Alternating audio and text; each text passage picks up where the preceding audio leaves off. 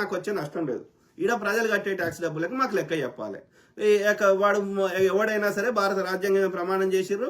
వాడు భారతదేశంలో ఉన్న ఏ మతస్థుడైనా, సిక్కు అయినా, ముస్లిం అయినా, క్రిస్టియన్ అయినా, ఎవడైనా భారతీయ చట్టాలు పాటిస్తున్నారు, భారతీయ ట్యాక్సులు కడుతున్నారు. వాళ్ళందరి యోగక్షేమాలు చూడాల్సిన బాధ్యత కూడా భారత ప్రధానికి ఉంది. కాబట్టి వాళ్ళందరికీ ప్రధానిగా వాళ్ళకందరికీ సేవ చేయాల్సిన అవసరం ఉంది. ఓకే, కులాలకు మతాలకు అతీతంగా తప్పు చేస్తే వాడు అఫ్జల్ గురి అయినా ఉరి తీయాల్సిందే, భక్తులనైనా అరెస్ట్ చేయాల్సిందే, ప్రజ్ఞా ఠాకూర్నైనా ఉరి తీయాల్సిందే. ఓకే, కాబట్టి దాని కులం మతం ఎందుకు వస్తుంది?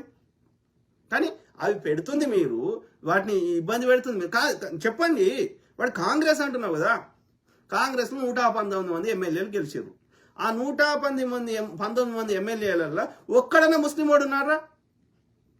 పాపం ఆయన నాంపల్లిలో గెలవాల్సి ఉండే ఫిరోజ్ ఖాన్, గెలవలేదు. కానీ ఒక్క ముస్లిం వాడని ఉన్నారా?